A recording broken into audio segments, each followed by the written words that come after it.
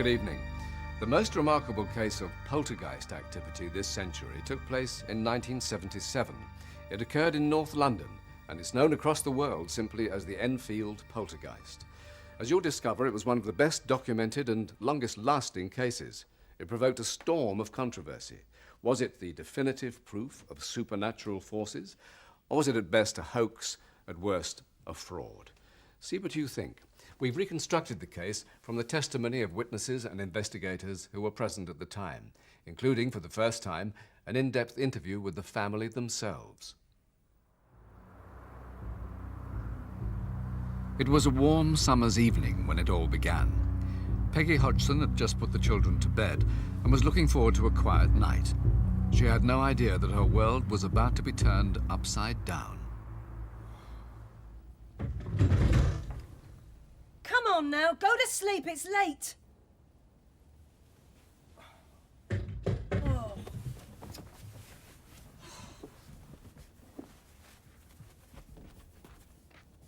What's going on with all this noise? It weren't us, Mum. I heard you moving around. It's not us. Oh, now don't lie, I heard you. Now get to sleep, I've had enough of this. What's all the noise, Mum? I don't know, love.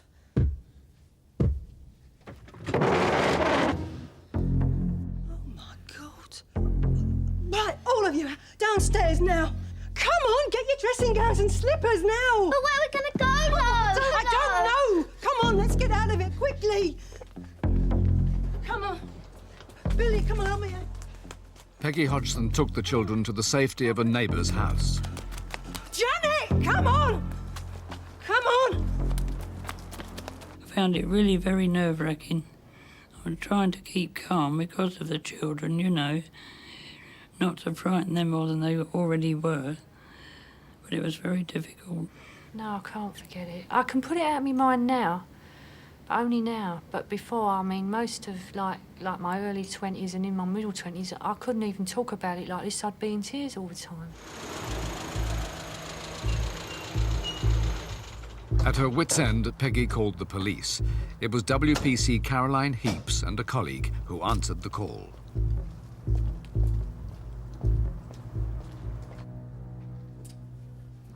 Well, we've done a complete search of the house, including the loft, and we can't seem to find where the knocking's coming from, but... Dear, I'm so sorry to put you to all this trouble, but I was really Don't worry. frightened. Yeah, it's no problem. Well, I see, I'm on my own. I mean, my husband left last year and I've got no one else to... Yeah.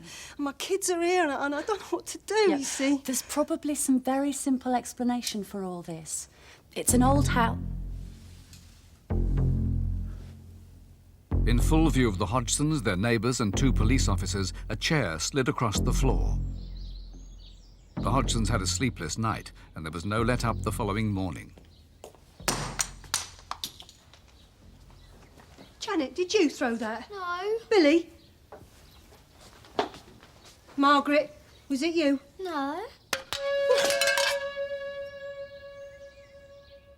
The fear that went through you, it could bring on anyone older an heart attack, I think. It was that frightening. Over the following nights, the activity continued unabated.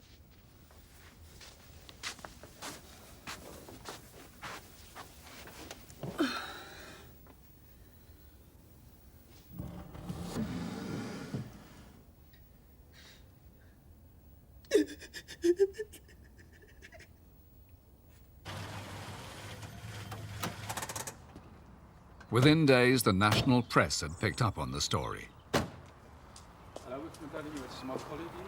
No, John Burkham, Peggy's brother. I live a few doors down. Thanks for coming. I don't quite know what you can do. One of the first to arrive was photographer Graham Morris. They were genuinely upset. I mean, they were sort of frightened. The kids were, all right, a couple of them, I think, had gone to sleep by the time we got there, but all the other people were bristling a bit. They were on edge. So we didn't really know what was happening. And then we were told, bit by bit, what was going on, what had happened.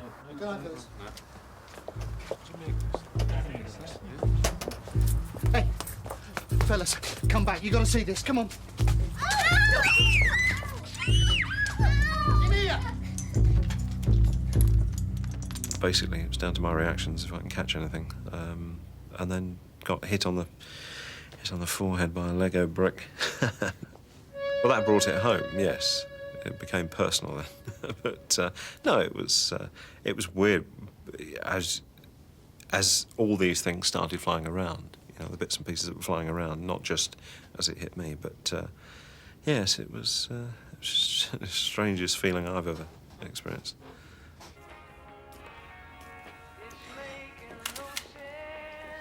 Into the chaos now stepped Maurice Gross, the local investigator for the Society for Psychical Research. As soon as he arrived, he realised that he'd been handed an exceptional case. Maurice Gross, Society for Psychical Research.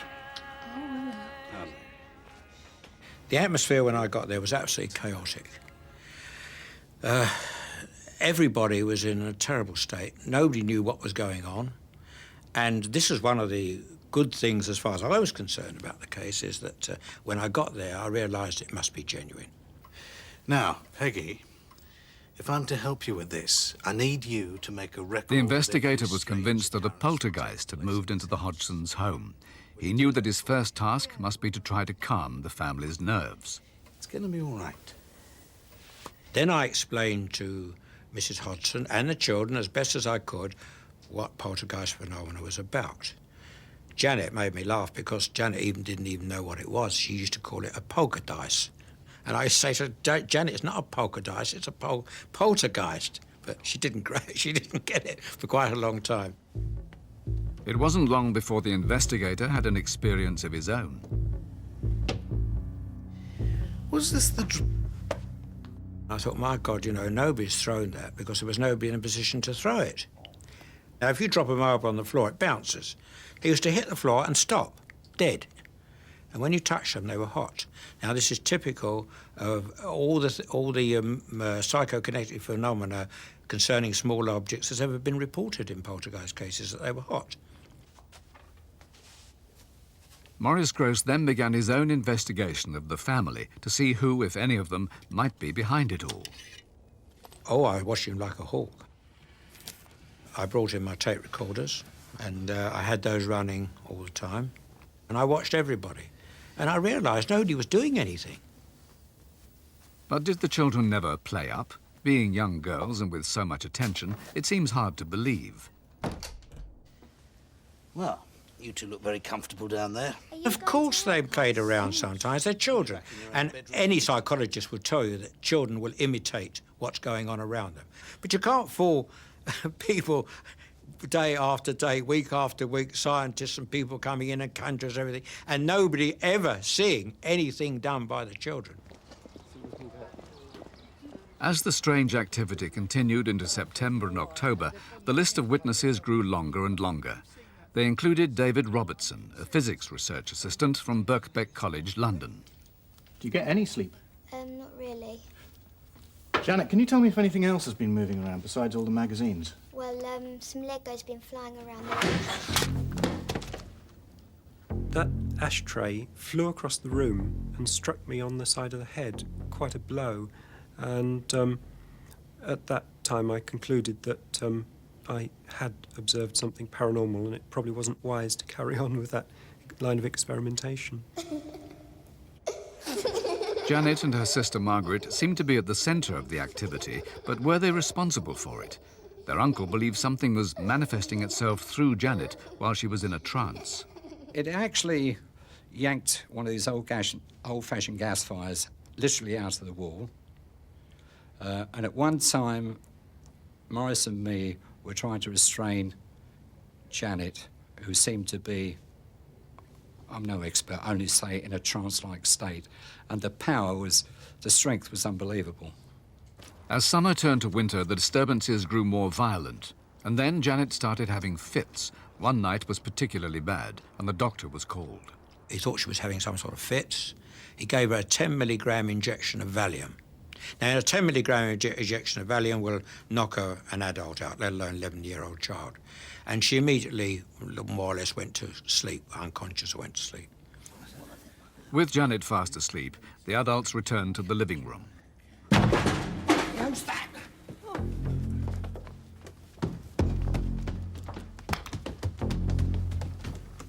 Graham Morris took this picture on entering the bedroom, with the startled John Burkham in the foreground. There she was, curled up on top of a very old-fashioned type radio set. She was like she was on it. But the amazing thing was, she was asleep. Over the next few weeks, Graham Morris was able to take a number of pictures even while he was out of the room by pressing a remote control button. The pictures show the children coming out of bed, but are they playing up for the cameras?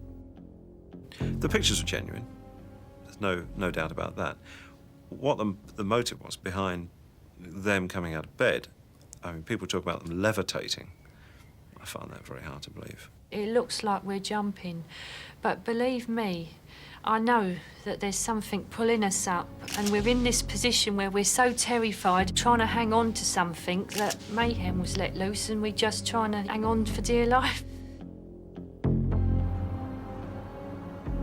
The Hodgsons felt helpless, victims of a force they could neither see nor predict.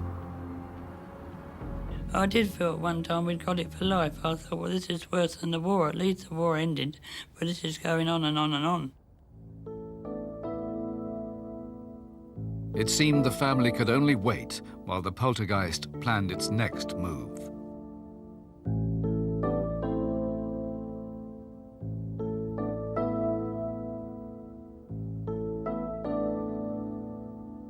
Quite a story, but the greatest drama was yet to come. After the break, the poltergeist speaks, and you'll have to judge for yourselves. Is this the voice of a dead man? And I fell asleep, and I died in a chair.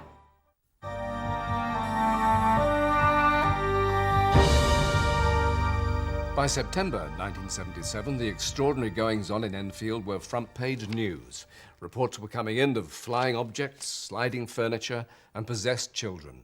And it was all going on in broad daylight, in front of dozens of witnesses. How was it going to end? The Hodgson semi was turning into a war zone. Events were becoming more dramatic by the day.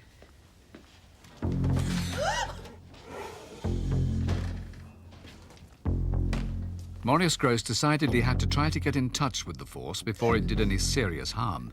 His chance came when the knocking started up again. I thought, well, if it can knock and it can make all these noises and do things, perhaps we can get some sort of communication with it. Now, I know you can hear me. I want you to answer 1 knock for yes and 2 knocks for no.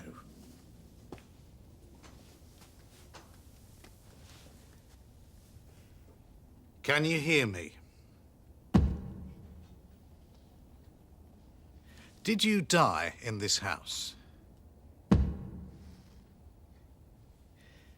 How long ago did you live here?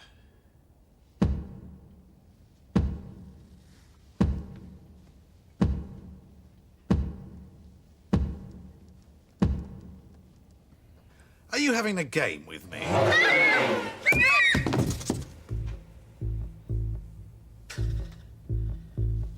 That was a very good answer. I was actually, taken aback. But I was also, my sense of wonderment at the time is, I can't put it into words. It was actually extraordinary. If the knocks were to be believed, the Hodgson's poltergeist was an old man who had died in the house years before. Morris felt he was making progress. Morris. It's nearly 8. Oh, Cup of tea. I'm just going to see to the kids. But then in December, when he thought there could be no more surprises, the most extraordinary episode of the case occurred. It started to speak. The voice phenomena started on December the 10th. I remember that day all too well. December the 10th, 1977. I was sitting in the room in the lounge with Mrs. Hodgson and the children, and suddenly a dog barked in the room. Come on, my name's Morris. Let me hear you say it. Morris. Even I was taken aback. It really was quite a shock to hear it. The following reconstruction is based on the tape recordings taken by Maurice Gross at the time. Everyone very quiet, very still. where are you in the room at this moment? On top of Janet. Why are you lying on Janet's bed? Why can't she feel you? I'm invisible. Why? First of all, I thought it was discarnate voice coming from out of the air, you know, from nowhere. Then I realised the voice was coming from Janet. I said, Janet, that voice is coming from you. She says, no, it's not. I said, all right, if it's not coming from you, where is it coming from? She said, it's coming from behind me. Now, I want you to take a sip of this, but don't swallow it, all right? The investigators were mystified. Numerous tests were carried out on Janet to try to find the source of the sound.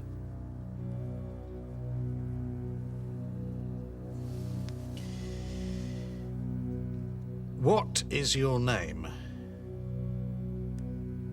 My name's Bill. At one time, the voice is going in the room, and I'm talking to the room and I asked him to show himself. He's saying, I can't. I'm dead. I said, don't worry about that. I've seen dead bodies. I've got no head. And that type of thing. And it ended up calling me a four-eyed go away. You all right, love? This won't hurt at all, I promise you that. Well, what's it for, Morris? Well, we need to find out where the voice is coming. It seemed the mystery would be cleared up when the investigators borrowed a laryngograph from the University of London. It's a machine that closely monitors voice patterns. You'll find out. Is that on all right there? Yeah, it seems to be fine. Good. And we found the voice was not made by the larynx, but by the false vocal fold, which is above the larynx here. And you only use it when you lose your voice and you talk like that. Right. Janet used to produce this voice for up to 3 hours at a time without even any distress whatsoever. Well, you do that for a couple of minutes and you're in dead trouble with your throat. My name's Bill. Do you know that you're dead? Shut up.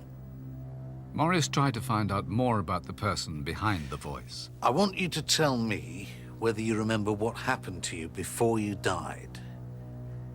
I had a hemorrhage and I fell asleep and I died in a chair in the corner downstairs.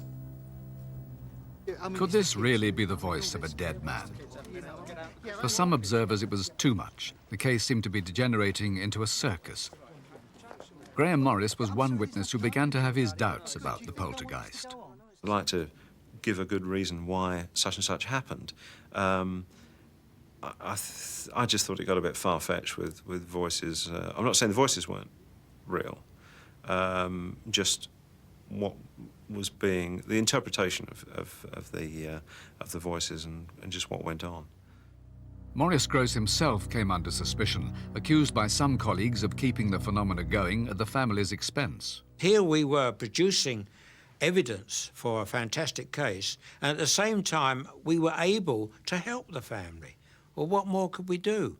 Do you know what? One time somebody came along who said, leave the family alone, go away. Everything will be all right.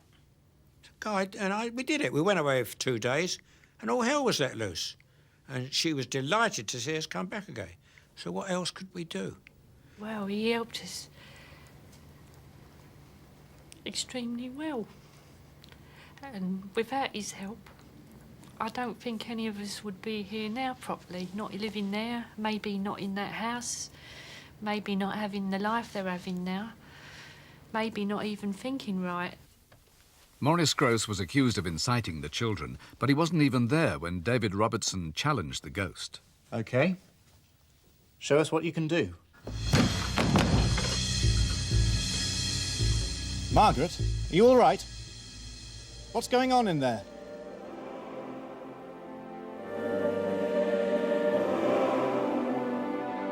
I saw Janet levitate in front of the windows, and somehow the thing would have her stretched out. You know, it was like she'd been laying on a bed. At exactly the same time, John Rainbow, a local delivery man, was passing the house.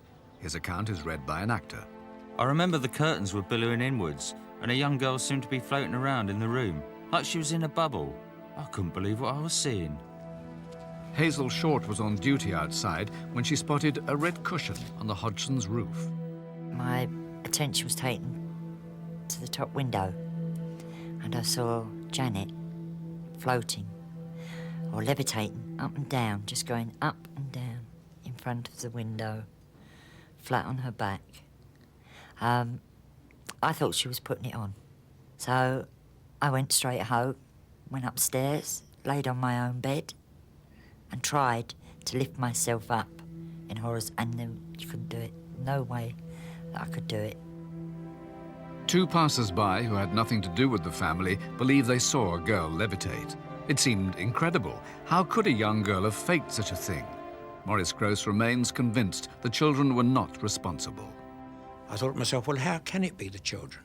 Because in the end, the situation was, if it was the children, we had the world's best conjurer there, we had the world's best ventriloquist, and we had the world's best everything, all from a little 11-year-old girl, which was, of course, ridiculous.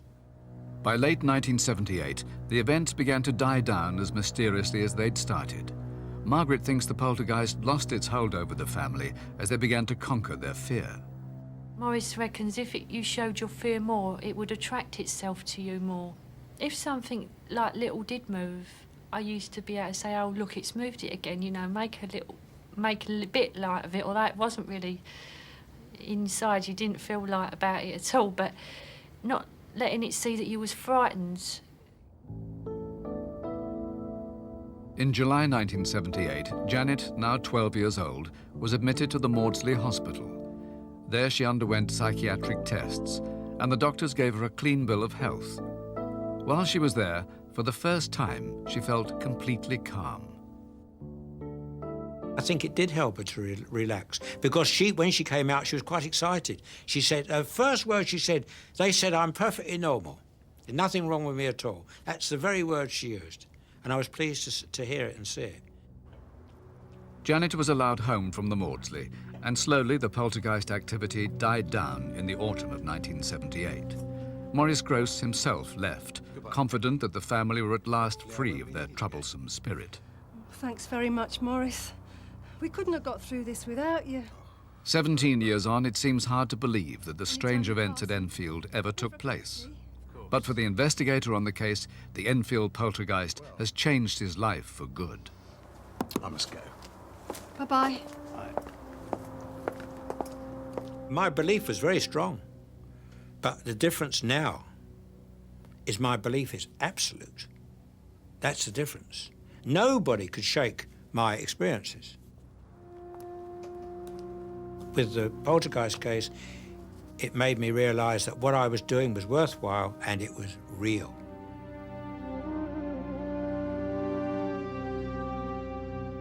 After the activity died away, Maurice Gross was left with his recordings and an unanswered question. The mysterious voice had clearly said that he, Bill, had died in the house, but Maurice had never been able to confirm this. And then 3 years later, this letter arrived. A man wrote in to say that his uncle had died in the house, well before the Hodgsons moved in. We've traced his death certificate, and it's true, he did die in the house. His name was Wilkins, William Wilkins. But of course, everyone would have known him as Bill. Good night.